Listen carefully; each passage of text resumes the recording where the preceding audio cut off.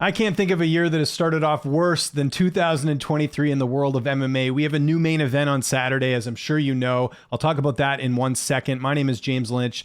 Make sure you hit that like button, hit the subscribe button, and hit that notification bell. I'm putting content on this channel like this every single day, so it really helps if you could do all those three things. Okay, so we know Kelvin Gastelum is out of his fight with Nassourdine Imavov. Gastelum having a mouth injury. You can, search the post. He's missing a tooth, basically. He's out of the fight. Rough luck for Kelvin Gastelum. He's someone that hasn't been healthy. He hasn't fought in a long time, and it was a long layoff even going into this fight. Inceps Sean Strickland. I actually don't mind this replacement. Key detail here, though, is this fight is going to be taking place at 205, and I'll mention who I think that kind of benefits here the most, but yeah, we have Sean Strickland and Imavov, much different fight than the Kelvin Gastelum matchup. So figured I'd come on here today, not just do a reaction video, but I'll give you my preview and pick for this fight as well. Nothing super in depth. I've done basically 2 Nassourdine Imavov previews already with the early look and also the preview show this morning. But I'll kind of give you my thoughts on the fight. But yeah, tough luck for Gastelum. Hopefully he recovers well.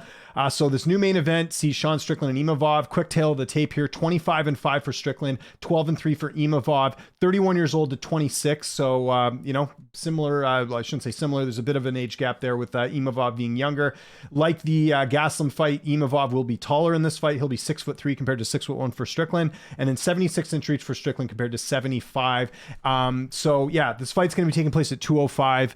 So that definitely benefits Strickland here, who doesn't need to worry about cutting as much weight. I'm sure they had to do that to make this happen. And another key detail is this fight's in Vegas already. So Strickland lives and trains in Vegas. It's not hard for him to go take this fight. It's not heavy, like he has to go fly, to New York or somewhere else to go take care of business. It's literally, not that far from where he trains. So I think that's a huge benefit here to Sean Strickland. And Strickland is coming off a very close fight in his last outing against Jared Cannonier. We'll talk about that in a sec, but a much different matchup here on Saturday. And I actually think this is a better fight, to be honest, where even though it is on short notice. So let's, I've talked a ton about Imavov. You know how highly I think of him. Let's talk about Sean Strickland a little bit here.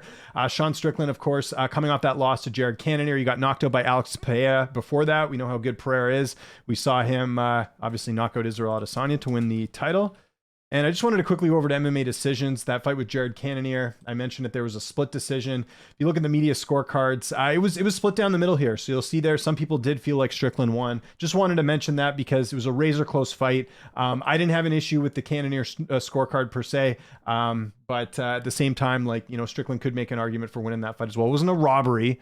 Don't want to say that, but it was a very, very, very close fight there. But anyways, Strickland, like I said, back-to-back losses, had the win over Jack Hermansson prior to that. That shouldn't have been a split. That should have been a unanimous decision.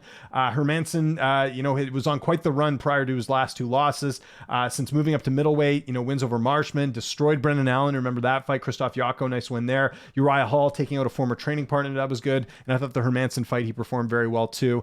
Strickland's one of those guys that doesn't really excel in any particular area. He's kind of like a fighter that is sort of just well-rounded. And he's got good cardio. He can get in your face, all that stuff. But he obviously people were talking about him having like a bad chin because he got knocked out by Pereira.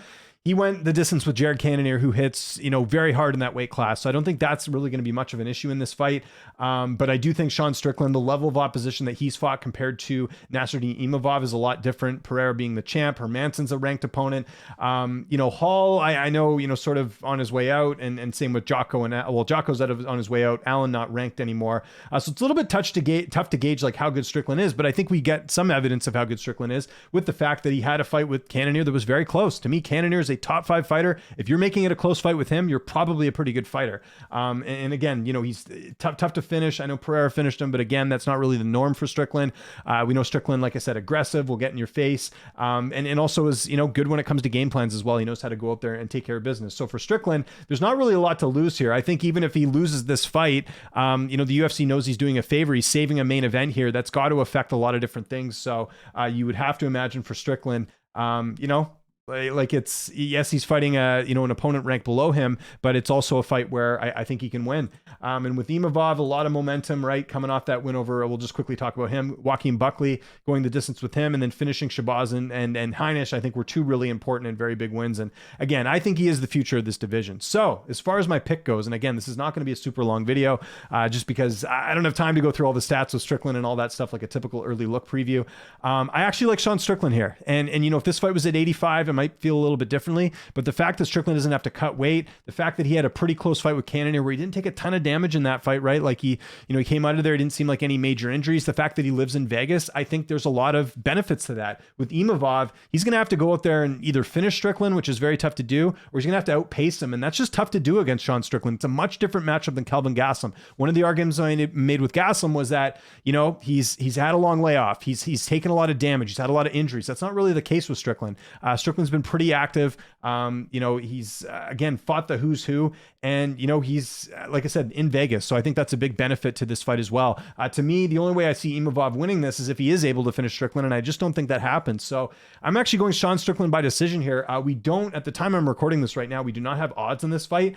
You'd have to think Strickland would be the favorite just because he's ranked higher, as opposed to someone like Gastelum was on a losing streak going into his fight. I realize Strickland is as well, but losing to Pereira and Cannonier, that's like losing to people in the top 3. So it's not really like as bad there. So I think with Strickland, there's a little bit more upside. I do expect the odds to be pretty close, but I'm going to go Sean Strickland by decision. Again, from what we've seen of Strickland, and we know that, again, he can perform at a high level. He can go the 5 rounds. That there's a lot of benefits there. Will Imavov gas out? It's possible. We haven't seen enough of Imavov, I guess, for me to feel like he could take out a Sean Strickland at this point. Strickland to me is like one of those fringe top 5 guys, and I think that's a little bit too much of a jump up here for Imavov at this point. Like I said, if he had gone out there and finished Gastelum, and maybe then we start talking about a fight like this, then it's a different story. But again, I think Strickland really doesn't have a lot to lose here at all, and that's a part of the reason why I'm going to be picking him here to get it done. So I want to know what you guys think in the comment section below. Again, guys, I'm just doing this off the fly. I just found out about this fight like an hour ago. Don't nitpick about this stuff, okay? Let's have a discussion. Let's hear why you think